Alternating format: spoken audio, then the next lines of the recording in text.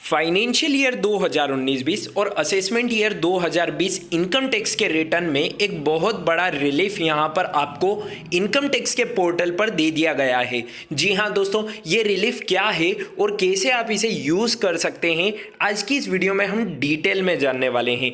तो चलिए दोस्तों, बिना किसी देरी के आज की इस वीडियो को शुरू करते हैं। जैसे ही आप यहाँ पर इनकम टैक्स के पोर्टल पर आएंगे और यहाँ पर लॉगिन करेंगे तो यहाँ पर आपको ई फाइलिंग के ऑप्शन में एक और नया ऑप्शन देखने को मिलेगा जिसका नाम है रेक्टिफिकेशन। जी हाँ दोस्तों, रेक्टिफिकेशन का ये जो ऑप्शन है ये रिटर्न रिवाइज करने के ऑप्शन से बिल्कुल डिफरेंट है, आपको सिमिलर नहीं समझना है।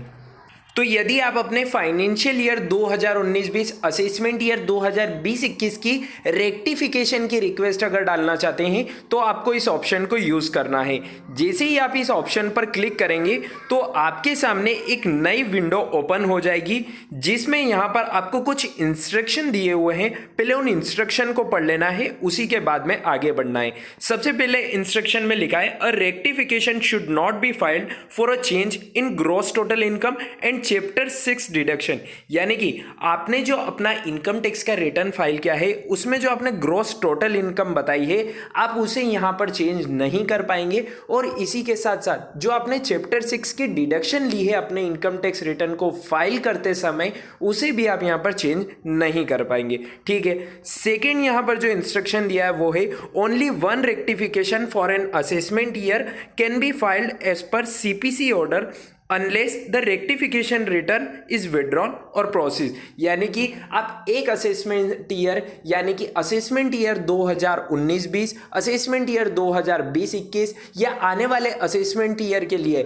सिर्फ एक बार ही यहाँ पर रेक्टिफिकेशन को फाइल कर पाएंगे। ठीक है। नेक्स्ट पॉइंट की तरफ चलते हैं, उसमें लिखा यू कैन विड्रॉ और rectification with in same day of filing, go to my account, view e-file return form, rectification status to withdraw। यानी कि अगर आप रेक्टिफिकेशन की रिक्वेस्ट आप डाल देते हैं और उसके बाद आप इसको विड्रॉ करना चाहते हैं, यानी कि आपने जो रेक्टिफिकेशन की रिक्वेस्ट डाली है या तो वो गलत डाली है या फिर किसी और कारण से उसे विड्रॉ करना चाहते हैं, तो उसकी प्रोसेस भी आपको यहाँ पर बता रखी है। नेक्स्ट पॉइंट में लिखा है if audited under section 44FB it is mandatory to digitally sign your IT return. यानी कि यदि आपका जो आपने इनकम टैक्स रिटर्न फाइल किया है वो ऑडिटेड है, यानी कि 44AB के अंदर आपने उसे फाइल किया है, तो आपको यहाँ पर जो रेक्टिफिकेशन की रिक्वेस्ट डालनी है वो डिजिटली साइन करके यहाँ पर आपको डालनी है।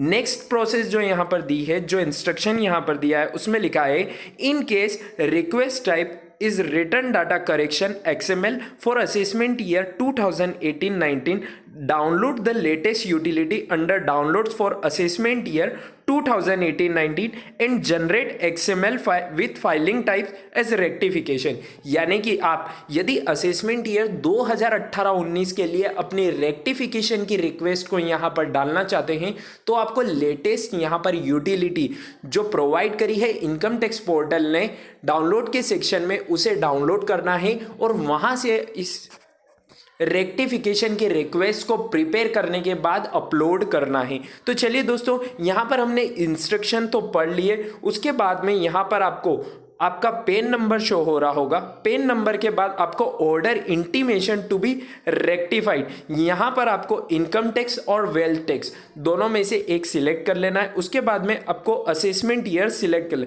असेसमेंट ईयर सिलेक्ट करने के बाद में आपको कंटिन्यू के ऑप्शन पर क्लिक कर देना है।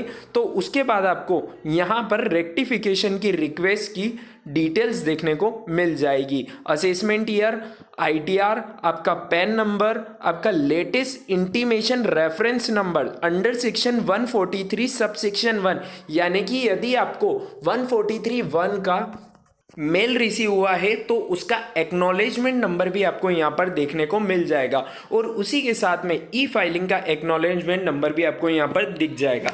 आपको यहाँ पर नीचे भी नोट के अंदर दो रेड हाईलाइट इंस्ट्रक्शन देखने को मिल रहे हैं, आइए उनको भी समझ लेते हैं। In case request type is return data correction XML for assessment year 2018-19, ये तो वही वाला हो गया जो अभी हमने डिस्कस किया। और एक और जो यहाँ पर लिखा है, we are working on providing option for tax credit mismatch rectification for assessment year 2020-21।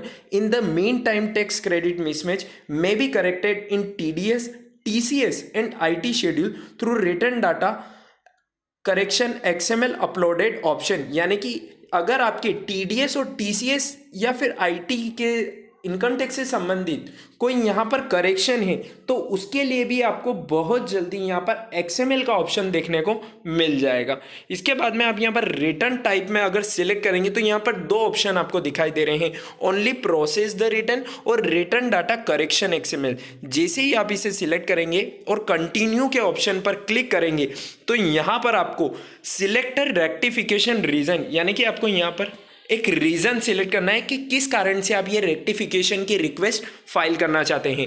तो आपको यहाँ पर जो भी आपके लिए अप्रोप्रिएट ऑप्शन हो जिसके कारण आप यहाँ पर ये रेक्टिफिकेशन की रिक्वेस्ट फाइल करना चाहते हैं, like tax payment had not matched as per the CPC order, income chargeable under the head business and professions has been wrongly considered, requesting for cancellation of arrear year demanded, details of deduction under chapter 6 wrongly considered, income chargeable under the head capital gains has been wrongly considered, income chargeable under the head house property has been wrongly considered, salary income not matched, income chargeable under the head other sources has been wrongly considered, brought forward losses have not been allowed or partially allowed, current year losses were not set off correctly, there is a variance in interest tax computation even though your total income remains same, profit before tax is wrongly considered in schedule BP,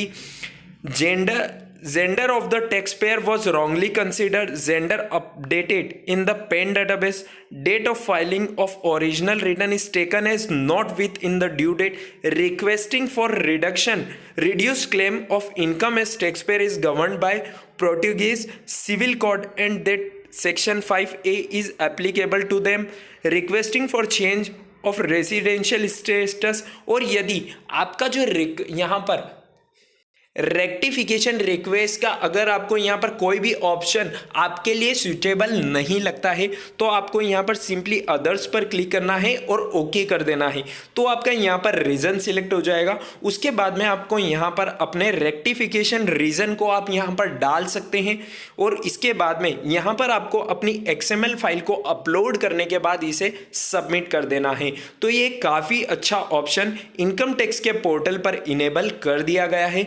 यदि आप इसका benefit लेना चाहते हैं, अगर आपने के return को फाइल करते समय आपसे कुछ मिसमैच हो गया है, कोई गलती हो गई है या फिर आपको 143(1) का यहाँ पर कोई नोटिस आया है तो आप उसका रिप्लाई इस रेक्टिफिकेशन रिक्वेस्ट के यहाँ पर फाइल कर सकते हैं। चलिए दोस्तों, उम्मीद है आपको वीडियो पसंद आई होगी। अगर आपको वीडियो पसंद आई है तो इसे लाइक और शेयर करना बिल्कुल ना भूलें और चैनल को सब्सक्राइब कर लें ताकि GST और इनकम टैक्स से जुड़ी सारी अपडेट आपको हमारे इस चैनल से रेगुलरली मिलती रहे।